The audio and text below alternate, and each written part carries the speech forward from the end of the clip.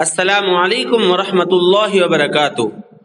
دوستو، آج کل یہ رواج چل چکا ہے کہ کسی کی بیوی کا اگر انتقال ہو گیا تقریباً 45، 50 یا 55 سال کی عمر میں، تو اب اگر وہ دوسرا نکاح کرنے جا رہا ہے تو اس میں بہت ساری رکاوٹیں بن جاتی ہیں۔ اور رکاوٹیں کون بنتے ہیں؟ یعنی یا تو بچے بنتے ہیں، یا پھر جو ہے بھائی بنتے ہیں، یا دیگر رشتہ دار بنتے ہیں۔ اور وہ یوں سمجھتے ہیں کہ تمہارے تو بچے جوان ہیں، تمہیں تو نکاح کرنا ہی نہیں چاہیے، لوگ کیا کہیں گے۔ ایسے ہی ایک سوال میرے پاس آیا تھا، اور سوال بھی میں آپ کو سنوا دوں کہ کیا سوال ہے پہلے، تاکہ جواب سننے میں آپ کو بہتر محسوس ہو۔ تو سوال تھا کہ کیا فرماتے ہیں علماء دین، مفتیان شرع متین اس مسئلہ ہادہ کے بارے میں کہ زید کی عمر 60 سال ہے۔ فرض کر لو کہ ایک زید نام کا ایک شخص ہے اور اس کی عمر 60 سال ہے۔ 55 سال کی عمر میں اس کی بیوی کا انتقال ہو گیا تھا، چونکہ انسانی ضرورت کے تحت اس نے 2 سال کے بعد دوسرا نکاح کر لیا۔ دوسرا نکاح کرنے کے لیے بھی بچوں نے منع کیا۔ پہلے تو کیا کیا؟ منع کیا خوب، اور کہا کہ کیا ضرورت ہے اس عمر میں نکاح کرنے کی۔ پھر جب زید نے چلو نکاح جیسے تیسے کر بھی لیا، تو زید کی بیوی کو بچوں نے والدہ کا مرتبہ نہیں دیا۔ یہ بھی ایک جو ہے ایک طرح کا رواج بن چکا ہے کہ جو دوسری والدہ آئی ہے باپ کے نکاح میں، بچے اسے والدہ کا مرتبہ تو درکنار اسے ایک نوکرانی سمجھتے ہیں، بلکہ اسے سوتیلا سمجھ کر اس کے ساتھ بدسلوکی سے پیش آتے رہتے ہیں۔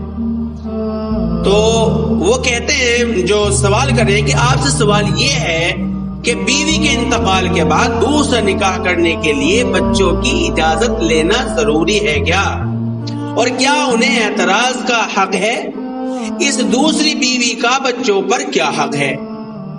تو برائے کرم ان تمام سوالوں کے جواب مفصل عنایت فرمائیں تاکہ زید اپنے بچوں کو سمجھا سکے۔ تو میری یہ بات صرف زید ہی کے بارے میں نہیں ہے، بلکہ جو اکثر جو بوڑھے حضرات ہیں، یعنی کہ جو 45 اور 50 سال کی عمر میں، 55 سال کی عمر میں جن کی بیوی کا انتقال ہو جاتا ہے، ان سب کے بارے میں میری رائے ہے۔ جو دوسرا نکاح کرنا چاہتے ہیں ان سب کے لیے جواب ہے۔ دیکھو، بڑھاپے کی حالت میں اگر بیوی کا انتقال ہو جائے تو آدمی بے سہارا جیسا ہو جاتا ہے، جیسا اس کا کوئی نہ ہو۔ یہاں سے اٹھا وہاں بیٹھ گیا، وہاں سے اٹھا وہاں بیٹھ گیا، کوئی بات کرنے کے لیے تیار نہیں۔ اور وہ بات کرے بھی کب تک؟ کتنی بات کرے؟ کہاں کس کے پاس کتنی دیر بیٹھے؟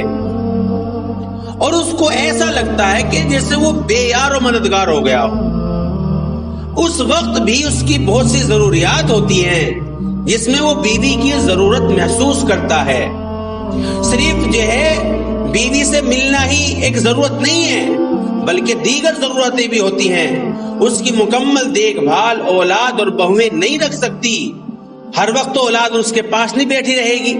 لہذا ایسے حالات میں جب وہ دوسرا نکاح کرنا چاہے تو اولاد سے اجازت لینا دور کی بات ہے، یعنی اجازت لینا تو دور کی بات ہے، انہیں شرعاً اعتراض کا حق بھی نہیں ہے، اعتراض بھی نہیں کر سکتے وہ۔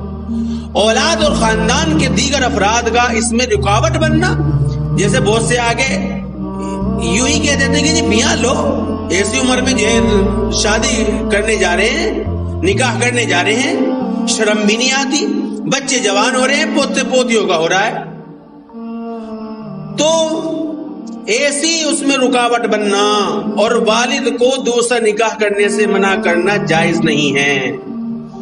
نکاح ثانی کو، دوسرے نکاح کو معیوب سمجھنا ہندوستان کے غیر شرعی معاشرے کا اثر ہے، جو شریعت کے مطلوبہ مقصد کے خلاف ہے۔ بلکہ شریعت مطہرہ کا حکم تو یہ ہے کہ والد اگر دوسرا نکاح کرنا چاہیں تو اولاد خود ان کے نکاح ثانی کا انتظام کرے، دیکھ بھال لے۔ اور اگر والد نے نکاح ثانی کر لیا، چلو اولاد نہیں کرنے دے رہی تھی لیکن چھپ چھپا کر کے کیا کر لیا؟ دوسرا نکاح کر لیا ہے، اور وہ اخراجات پر قادر نہیں ہیں، تو اولاد پر لازم ہے کہ والد کے خرچ کے ساتھ ساتھ والد کی دوسری بیوی جو اب ان کے لیے والدہ کے درجے میں ہیں اس کا نان نفقہ بھی ادا کرے. یہ دوسری والدہ بھی حقیقی والدہ کی طرح بچوں کے حسن سلوک کی حقدار ہے. اس کے ساتھ بدسلوکی اور بے ادبی دنیا اور آخرت میں سخت خسارے کے باعث ہوگی. لہذا بچوں کو اس کا خوب خیال رکھنا چاہیے اور یاد رکھیں اگر کوئی کسی بھی طریقے سے اپنی اس والدہ کو جو دوسری والدہ آئی ہیں اس کو اگر ستاتا ہے تو یاد رکھیے آخرت کے عذاب کے لیے بھی تیار رہنا چاہیے. اللہ ہم سب کو عمل کی توفیق عطا فرمائے اور تمام اس طرح کے جو بوڑھے ہیں ان کے جو بچے ہیں انہیں سمجھ عطا فرمائے. السلام علیکم ورحمۃ اللہ.